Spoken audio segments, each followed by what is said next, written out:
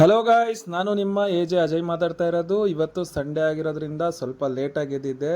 So ಸಿಕ್ಕಾಪಟ್ಟೆ ಹೊಟ್ಟೆ ಹಸಿತಾ ಇತ್ತು. ಎಲ್ಲಿ ಏನು ತಿನ್ನಬೇಕು ಅಂತ ಯೋಚನೆ ಮಾಡ್ತಾಯಿದ್ದೆ. ಅಷ್ಟರೊಳಗಡೆಗೆ ನನಗೆ ನನ್ನ ಫ್ರೆಂಡ್ ಸಜೆಸ್ಟ್ ಮಾಡಿದರು, ಕೋಟೆ ಮಾರಿಕಾಂಬಾ ದೇವಸ್ಥಾನದ ಎದುರುಗಡೆನೇ ನಮ್ಮ ವಿಜಯ ಕಾಫಿ ಬಾರ್ ಅಂತ ಟಿಫನ್ ಸೆಂಟ್ರ್ ಇದೆ. ಅಲ್ಲಿ ಹೋಗಿ ಬಿಸಿ ಬಿಸಿ ಇಡ್ಲಿ ತಿನ್ನಿ ಅಂತ ಹೇಳಿದರು.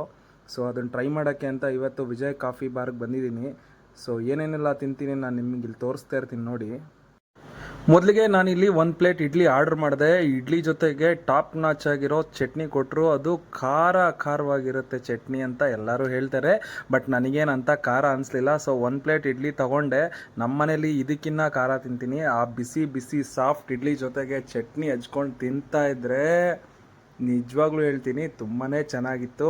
ಸೊ ನಾನೊಂದು ಬೈಟ್ ತೊಗೊತೀನಿ ನೋಡಿ. ಇವಾಗ ಎಷ್ಟು ಫೀಲ್ ಆಯಿತು ಅಂದರೆ ನನಗೆ ಆ ಬಿಸಿ ಬಿಸಿ ಇಡ್ಲಿಗೂ ಚಟ್ನಿಗೂ ಕಾಂಬಿನೇಷನ್ ಮಾತ್ರ ಸೂಪರಾಗಿತ್ತು ಅಂತಲೇ ಹೇಳ್ಬೋದು. ನೆಕ್ಸ್ಟು ನಾನು ಇನ್ನೊಂದು ಏನಾದ್ರು ತಿನ್ನಬೇಕು, ಏನಾದ್ರು ಟ್ರೈ ಮಾಡಬೇಕು ಅಂತ ಬಿಸಿ ಬಿಸಿ ಉಪ್ಪಿಟ್ಟು ಹಾಕ್ಸ್ಕೊಂಡೆ.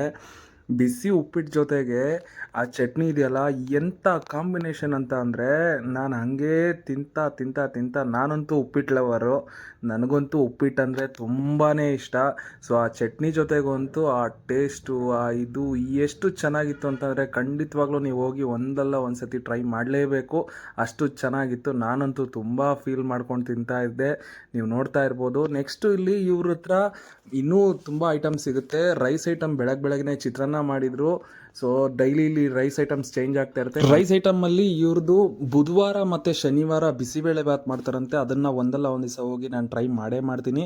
ಸೊ ಇವಾಗ ಬೇಸಿಗೆಗಾಲ ಆಗಿರೋದ್ರಿಂದ ಮಜ್ಜಿಗೆ ಕೂಡ ಮಾಡ್ತಾಯಿದ್ದಾರೆ. ನಾನು ಸೈಕ್ಲಿಂಗ್ ಬಂದಿರೋ ಕಾರಣದಿಂದ ನನಗೆ ಹೊಟ್ಟೆ ಫುಲ್ ಹೆವಿ ಆಗುತ್ತೆ ಅಂತ ಅಂದ್ಬಿಟ್ಟು ನಾನು ಮಜ್ಜಿಗೆ ಬದಲು ಟೀ ಕುಡಿದೆ. ಸೊ ಟೀ ಕುಡಿದು ನಾನು ಈ ವಿಡಿಯೋನ ಇಲ್ಲಿಗೆ ಎಂಡ್ ಮಾಡ್ತಾ ಇದ್ದೀನಿ. ದಯವಿಟ್ಟು ವಿಡಿಯೋನ ಲೈಕ್ ಮಾಡಿ, ಶೇರ್ ಮಾಡಿ, ಕಮೆಂಟ್ ಮಾಡಿ.